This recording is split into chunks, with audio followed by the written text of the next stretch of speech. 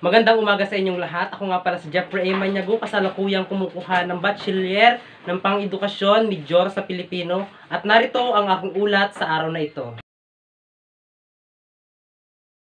Magandang umaga sa inyong lahat. Nagbabalik ang Balitang Showbiz. So ngayong araw na ito ay magkakameron tayo ng bagong kasama sa ating studio. Tinatawagan ko si Binibining Katubis para sa ating panauhing pandangal. Okay, kumusta ka naman, madam? Okay, maraming salamat. So, I hope na always kang ready and masaya ka palagi sa iyong pang-araw-araw na ginagawa. So, meron lang akong mga kaunting katanungan tungkol sa ating mga diskusyon sa araw na ito. So, meron ako ditong ginawang rumbled letters at ang gusto kong gawin mo ay guhitan mo o salong guhitan mo kung ano ang mga salita na iyong makikita. Kung nakukuha mo lang ba? Okay, maraming salamat. Ang atin ay ang pagpapalaganap at pagpapahalaga ng dula sa Pilipinas. Familiar ka ba sa mga dula sa Pilipinas? Maraming salamat. Familiar ka dahil marami ng mga teatro o mga palabas ang iyong nakikita sa mga halimbawa sa mga mall, sa mga star cinema. Tama, di ba? Okay, sige. Ngayon ay simulan mo na hanapin ang mga salita na iyong makikita dito sa ating harapan. Okay, so ang una mong nahanap ay ang pagpapahalaga ng kultura at wika. Tama. Sa pagpapahalaga ng wika at kultura, ang dula ay pinapalaganap sa mga paaralan nang sa ganon ang ating mga kultura bilang Pilipino ay mas lalong yumabong at makita pa ng mga ibang tao. Ganon din pagdating sa wika na ating sinasalita na kung saan ay pinapalawak natin o mas lalo pa nating pinalalayo ang ating dula. Ano pa ang kasunod mo nakikita? Tama. Ang pagpapalaganap sa pagiging malikhain. Ito siya. Ang mga Pilipino ay sanay umakting. Kaya naman, ang mga tao nito ay napakasaya pagdating sa ganitong estados ng trabaho. Ang mga Pilipino ay malikhain. Kaya naman, pagdating sa dula, tayo ang number 1 na pinapanood o tinatangkilik ng ating mga kapwa Pilipino. Kasi dito sa pagpapalawak ng ating pagkamalikhain ay nag-i-explore tayo kung ano ang mga nakikita natin sa mga bagay-bagay. Hindi lamang sa labas, pati sa entablado. 'Di ba? Okay, tama. Ano pa ang iyong nakikita?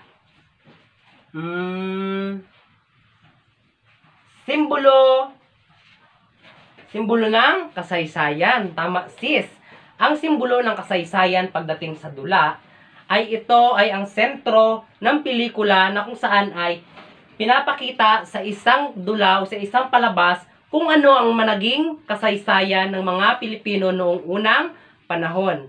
Kaya naman, kailangan dapat nating palaganapin at pahalagahan ang dula sa mga paaralan. Nang sa ganon, ang mga kabataan o mga estudyante natin ay mahubog sa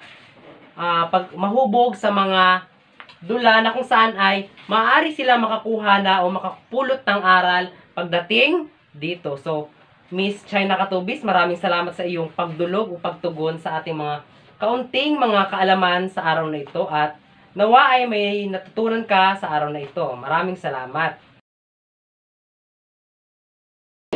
Magandang gabi, bayan. Isang balita lamang po ang kalalabas ngayong araw na ito na kung saan, ano nga daw po ang papel ng mga kritiko sa dulaang Pilipino. At nagbabalita si Jeff Canoy. Magandang araw sa inyong lahat. Ayon sa aking nakalap na balita, ang papel ng mga kritiko sa dulaang Pilipino ay may tatlong bahagi. Ang una ay ang pagpapahalaga sa mga nilalaman ng dula. Pag sinabi natin ang pagpapahalaga, ay kailangan nating pagpapahalagan kung ano ang mga nilalaman ng dula, kung ano ang mga mensahe na gustong iparating nito sa mga manonood. Batay sa aking mga nakuhang impormasyon, narito ang ikalawa, ang pagsusuri sa mga aktor. Bilang isang kritiko ay kailangan nating taglayin na suriin ang isang aktor.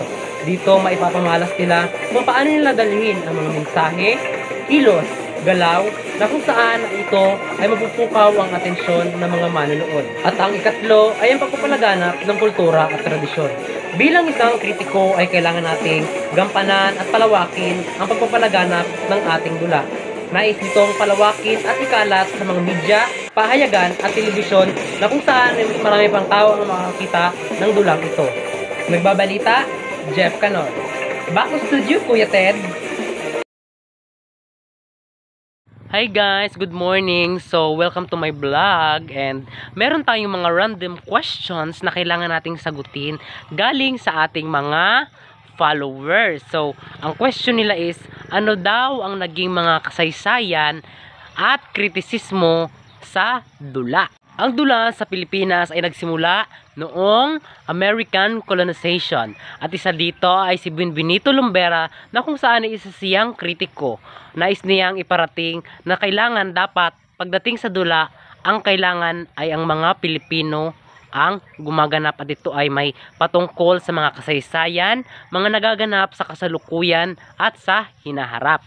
At sa kasalukuyan, hanapan niya, ang dula sa Pilipinas ay patuloy nang umabot sa mga paksang patungkol sa mga kultura, tradisyon, politika at iba pa na naglalayong ang mga tao ay maghimok na panuorin ang isang dula na kung saan ito ay kapupulutan dapat ng aral pag tayo ay gumawa ng isang dula kagaya ni isang kritiko kagaya ni Benito Lombera.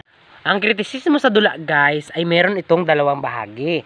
Ang Marxist criticism at ang feminist criticism. Pero atin munang unahin ang Marxist criticism. Ang Marxist criticism guys, ito ay ang pagsusuri na nakatutok sa isang tema ng uri ng kapangyarihan, ekonomiya sa dula. Ito ay isang halimbawa nito ay ang Marxist critic ay ang pagsusuri sa mga dula na kung saan ay nakatutok ito sa mga socio-political na mga tema. Ang ikalawa ay ang feminist criticism.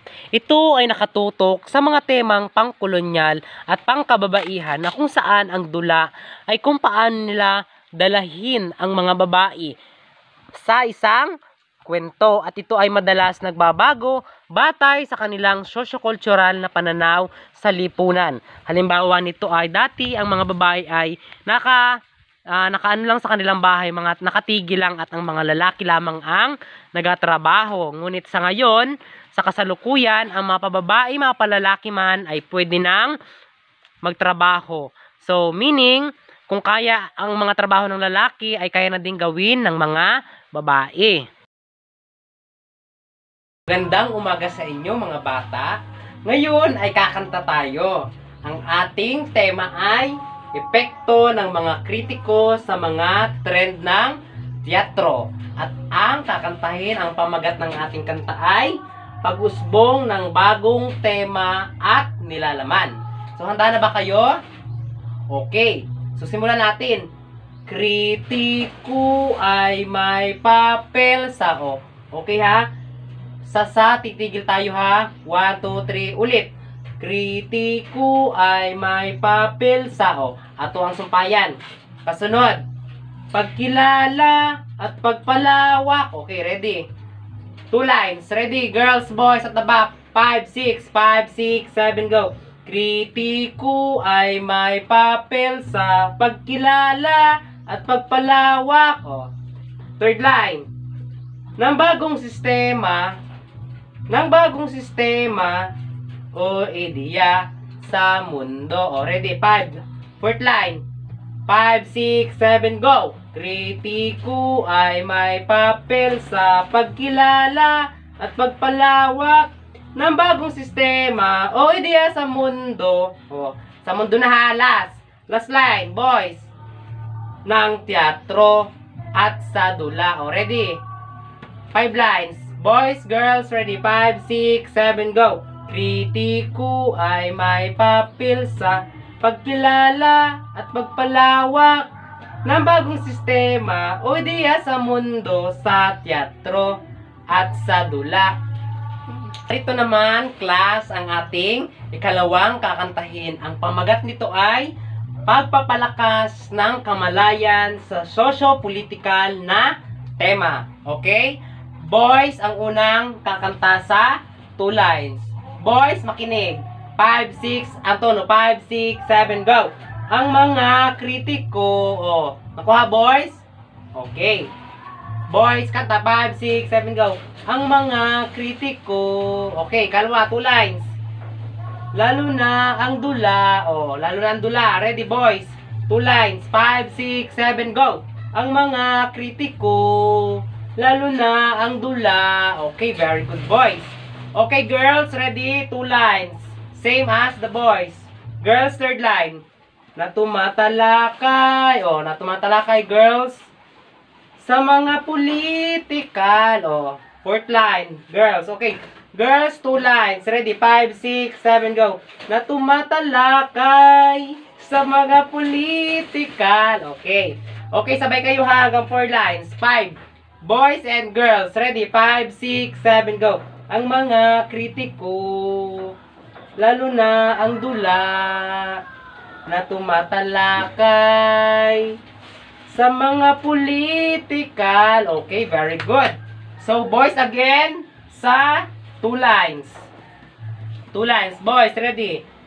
Sa pagsusuri. Sa pagsusuri. Tigil tayo sa pagsusuri. Maaring magbigay. Maaring magbigay. Okay, ready, boys? Sa pagsusuri. Ready? 5, 6, 7, go. Sa pagsusuri. Maaring magbigay. Okay, very good, boys. How about the girls? Girls, ready? 2 lines. 2 lines. Ready? 5. Girls. 5, 6, 7, go. Sila ng konteksto na. Okay, mutigil ta sa na. Okay, atong sumpayan. Tigil sa na. Nagtutulak sa mga. Okay, na nagtutulak sa mga. Okay, ready? Boys, sa pagsusuri. Kanta hanggang sa girls. 5, 6, 7, go. Sa pagsusuri, maaring magbigay sila ng konteksto na magtutulak sa mga. Okay, boys, girls, sa mga nag-stop ta. And magsabay-sabay ta diri sa kahulihan sa mga manunood ng mas mapansin ito. Okay, ready? Boys and girls, sabay-sabay ta dito sa huli. Sa manunood ng mapansin ito. Kuha lang. Okay, very good. So, atuan ang kantahin simula sa unang linya hanggang sa huling linya. Nakikinig po ba? Okay, so ready? 5, 6, 5, 6, 7, 11. Ang mga kritiko, lalo na ang dula, na tumatalakay sa mga politikal. Sa pagsusuri, maaring magbigay sila ng konteksto na natutulak sa mga manunood nang mas mapansin ito. Okay, maraming salamat. So, palakpakan natin ang bawat isa at nawa ay may natutuhan kayo sa ating kantang ginawa.